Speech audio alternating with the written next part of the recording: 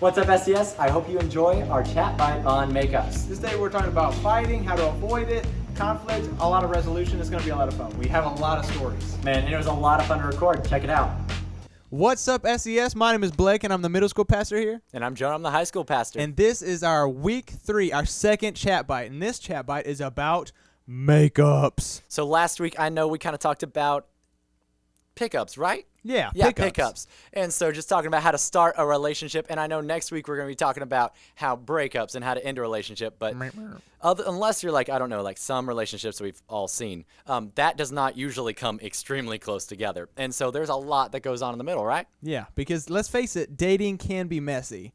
So if you want to check out what we talked about last week and also the week before that, you can check it out on YouTube, on our YouTube page at Simple Church Students. That's really important to remember. Yes, we're putting a lot of cool stuff up there. And this week, we are talking about makeups because sometimes dating can be messy and sometimes fighting happens in a relationship. That's just part of it. So if you have any questions about what happens in between the beginning and the end of the relationship, this is where we'd cover it.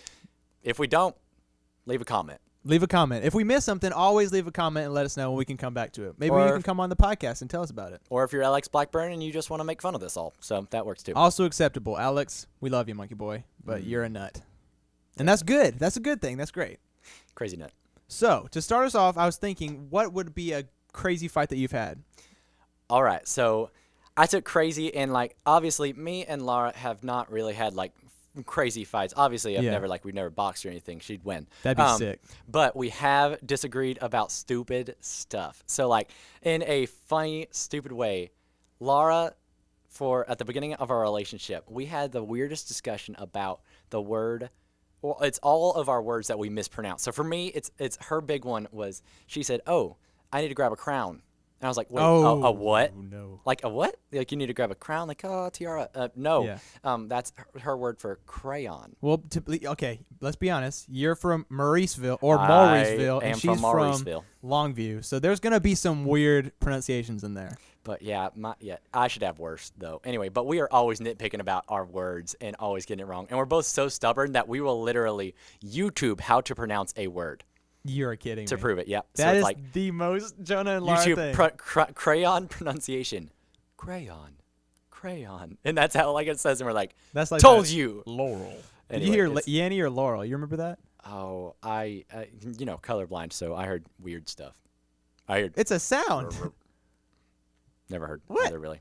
That was never good. I would like to say, I'm not making fun of you, but I did say Mauriceville, and you immediately turned more southern. Oh, it's Mauriceville. Yeah. My favorite story to tell about Jonah is we were sitting outside of Jimmy V's, and we were just eating. It was like, the beginning of COVID, so we're outside under the tent and everything. And all of a sudden, we smell like hay and like we smell like hay or whatever. Horse and poop. Jonah sits up and he goes, "Now there's a horse cart." And I was like, trailer. Who the heck is it's not this a horse guy? cart. We're not in the 1800s, all right? Anyway, whenever we were sitting outside of Jimmy V's and you smell something drive by and you're like, oh. And I was like, oh, that right there's a horse trailer. Anyway, yeah, it still is not good. But anyway, we're about to be in a stupid fight if you continue this. All right, watch it. Well, I know something about stupid fights. I was just in a stupid fight with Hannah the other day. I will be honest. What is that? So we haven't really ever had we don't duke it out either. But I have come to realize me and Ian are both super, super competitive. And so, let me set the scene for you. So it's me, Ian, Emma, and Hannah, and we're in their living room. And Ian brings to the table, he's like, okay, the other day I had this conversation. I want to bring it to the table, kind of see what you guys think. So the conversation was, it's post-apocalyptic. Everybody has tribal warfare. And you pick 3 people to join your alliance and build like a new civilization or whatever. And he was like, so I bring Alex Blackburn and Ty Nelson and Ben Tuxon, whatever. Like he was telling all these people, he's like, we built this and whatever. And so I immediately, because that's just my competitive mind. You're going to get this because you're competitive too. And you had been in the same boat. I was like, I'm bringing General Hans Gantz of the 53rd Wing Command. And I'm like, he's going to bring we're going to build like bombers. I'm going to bring Pastor Wayne Cordero, who's planted many churches and he has speaks multiple languages and he can raise people and raise an army. And I'm going to bring Josiah Hernandez. And he's my best friend, but admittedly he's like the least helpful part because he's got water polo friends like Bubba, and he's gonna bring Bubba, and they're gonna beat up your people or whatever. And Hannah was like, I'm gonna bring Allie because she's smart and because she's reads a bunch of books, and I'm gonna bring these people, and we're gonna build music and like build a artistic society. And me and Ian were immediate like, we're gonna team up and crush your Woodstock that you're building, and we're gonna destroy you, and we're gonna like beat you in tribal combat. And we were like hyping ourselves up and building these crazy nations, and we kind of completely forgot, that she and Emma were even a part of it. And we're like, we're gonna build this amazing nation, and we're like going crazy. And afterwards, she told me I didn't like that game very much, and I was like, what? How come? You didn't have fun? Like us destroy your little nation? And she's like, no, I don't. You get way too competitive. And I was like, oh. And then there's a little. It's a stupid little fight, but it happens. Peace is overrated anyway. Peace is overrated. All right, so if you have fights, that just comes. That will happen. It doesn't mean it's an unhealthy relationship all the time. If you do have a fight, we fight about stupid stuff all the time. Yeah. But anyway, how do you keep a relationship healthy? What are some ways? That's a good question. I think the key for me and Hannah, especially recently we've been talking about, is constant communication, because that's something I kind of struggle with sometimes. I'm not, super... I don't like to just talk about my feelings just out of nowhere if it's not kind of brought up or in like a setting where we're doing that.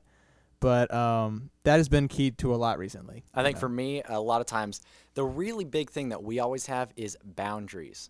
If you put boundaries, it basically means I don't think you need to plan out every single step of your relationship. But boundaries are both something that are key to protecting you guys as well.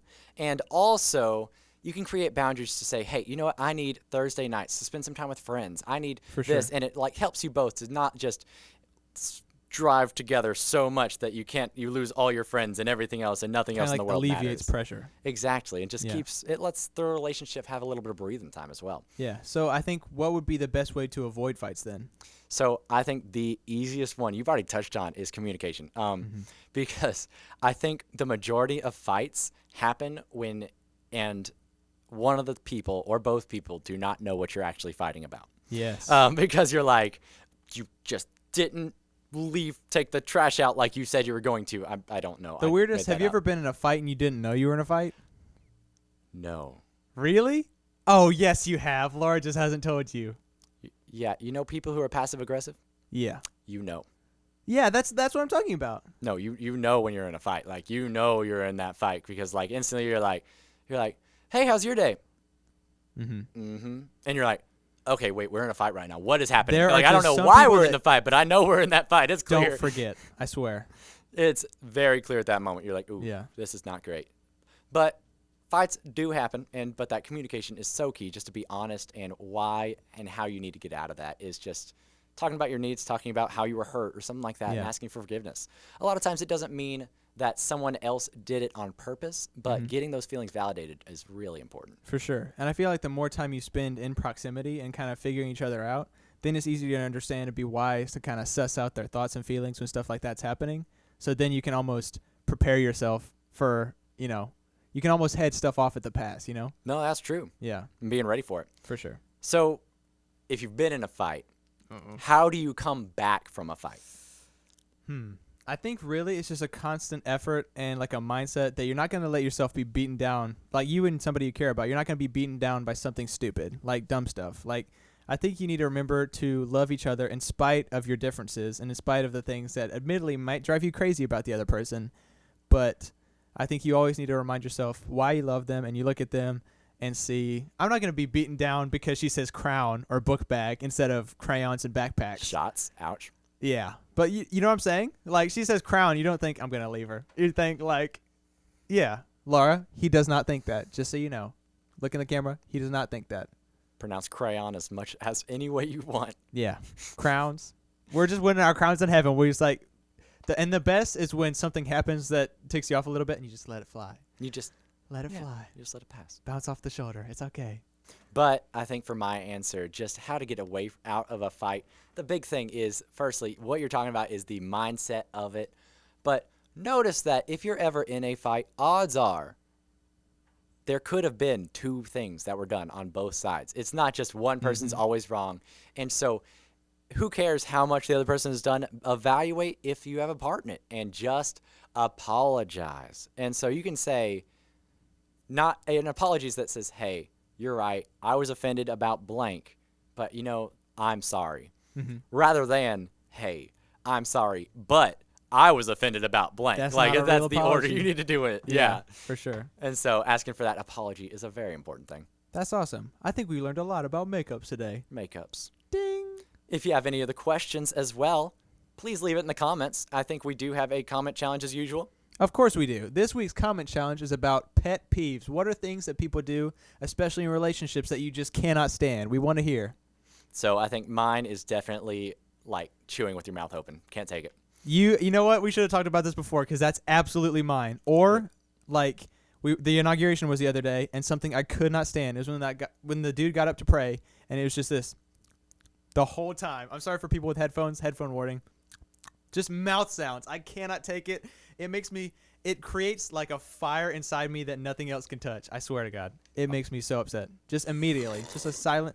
Okay, well, there it is. Okay, well, we got to end the podcast really quick before I choke Jonah out over the table, so that's awesome. But check us out on YouTube. We're on Instagram. We're cutting it up on Spotify, Apple Music. Subscribe and like and all that good stuff. All right. And real quick, bottle challenge. Bottle flip. First Bottle one to challenge flip right wins. now. All right, go. Okay. No. Okay. Ah. This is for Hannah. Ah, I thought that was it. This is for Laura. This is for Jordan. This is for the troops. This is for Justin. This is for Cosmo. For Angie. This is for Ian. I hate this now. Hey, for Ian, my boy. Let's go. That was for you, Ian. Okay. Sick. Thank you for joining us. We love you. This has been Chat Bytes Makeups. Next week, we've got breakups. You need to know them. They're for real. They might happen. Anyways, They will probably happen. I've been Blake. I've been Jonah. We've been the SCS Chat Room. Peace. Everybody, thank you so much for tuning into this week's Chat Byte. That was a lot of fun, Jonah, wasn't it? And it really was. And also, we have a few things coming up, but right now, it's not some major events. We just had our family dinner this past week. It was awesome. Yes, but we do have watch parties every Sunday at 9:30, and then live groups have started up for both of us, so check those out. And make sure to tune in next week for our next Chat Byte talking about breakups. Sometimes they gotta happen, and we're gonna talk about it. Make sure to tune in for that. Other than that, thank you so much for listening. Peace.